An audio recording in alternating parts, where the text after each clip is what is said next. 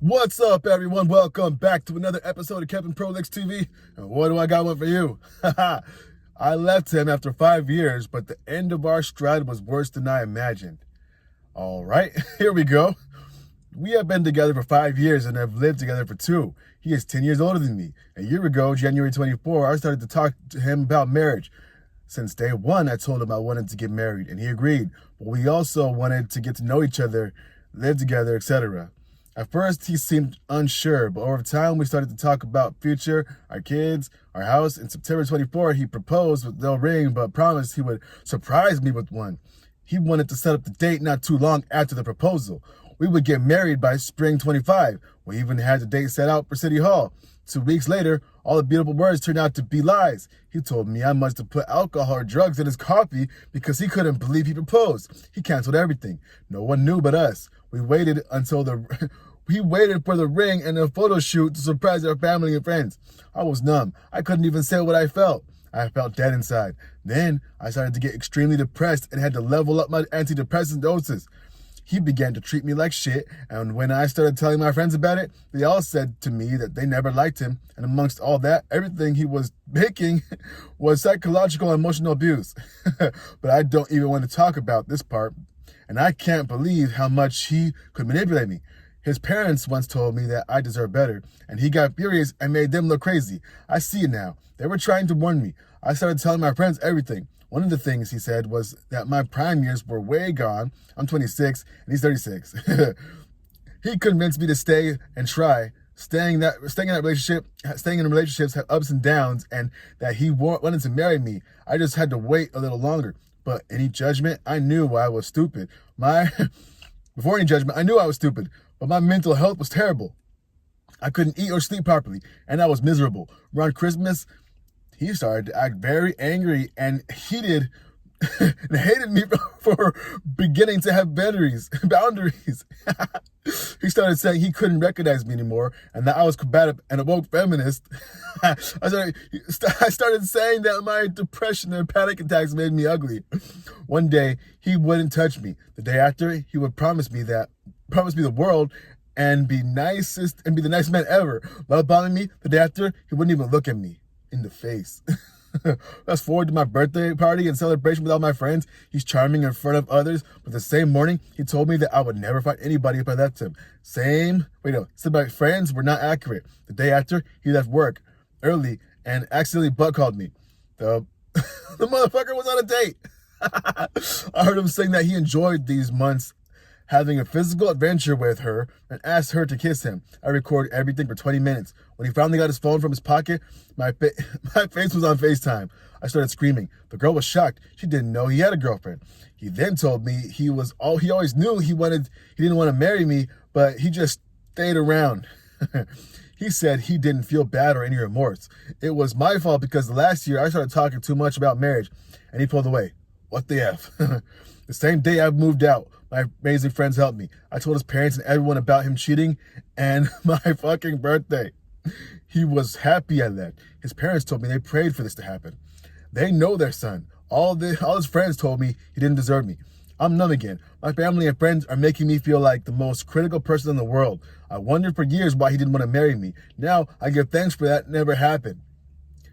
This happened like a week ago. I'm miserable, and I know this will pass. And wow. Okay. So what did we learn? Let's see the comments first. Someone says, always when someone says, you'll be nothing without me, it means they'll be nothing without you. Another person says, worthless. That's all I can think about when I'm reading this. Someone says to that, the fact that OP didn't bail when she said he began to treat me like shit tells me that she needs to explore a therapist. No one should stay under these circumstances. She has a lot of reasons to go to a therapist, and she should avoid relationships until she's talked to someone about this. Someone says, I'm in the same boat. And yes, we all need therapy. And OP says, I'm in grad school and I need to get my finances in order before I leave the house. I live in a very expensive part of the U.S. and rent, school, cost of living, and more planning. I know it wasn't good for my mental health, but at least in 3 months, I got a better job and saved up a lot of money. Okay, good for you. Someone says, yeah, go see a therapist. Please process your trauma and learn to set boundaries so you don't fall for this again. Someone says, this isn't a huge loss. It's a blessing. count it and move on. Another person says, I can almost promise you that the physical abuse by him would have been in your future had you actually married him. His parents know him and warned you. Tell yourself this every hour if necessary. Another person says, wow, P, just wow. You're unscathed by this by any means. Wait, no, you're not unscathed in this by any means, but you are lucky you escaped. And she says, his parents and my parents were praying. Someone else says, the fact that his own parents warned you about him is shocking. That says a lot about him. I'm glad you left. And you are so young. Don't take him back. Yeah, right? Someone says, the most famous part was enough for me. Another person says, you have to see a therapist. He treated you like shit, and his actions said that he wouldn't marry you, and you stayed. You would have still been with him had you not caught him cheating. You need to not date until you find out why you were willing to accept that from a partner. Bingo. Why are you going to accept this from people? Anyway, another person says, the man is talking about your prime years when he's 36. Can't even afford a ring. Yeah, right? Come on, bro. Another person. If parents seemed sane and told me their kid was bad news, I would run so far and so fast. Moms often will do anything for their sons. Being willing to acknowledge a bad egg is a big deal. Block and move on. All right, one more person says, try to dwell or berate yourself for realizing this sooner.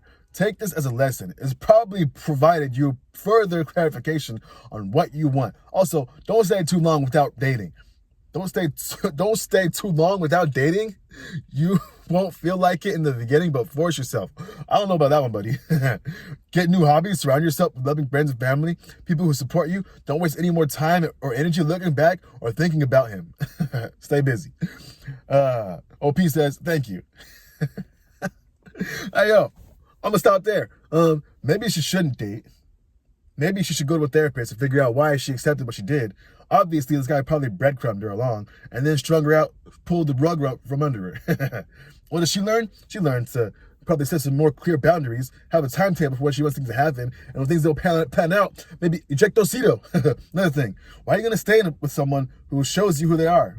And then their family tells you who they are, and you don't listen to them? Anyway, what do y'all think? This lady cooked or what? I think she could figure her life out. Maybe she could see a therapist, find out what's going on in her mind with why she stayed with this person. Okay, not all age gaps are bad, but hey, some are. Hey, it works for some people, it doesn't for others. It looks like this was one of the situations where it didn't work. Anyway, this has been Kevin Pro Lex TV. I hope you like, comment, subscribe, and share. Hit me in the description box with a super chat, and I'll catch you in the next one. Peace.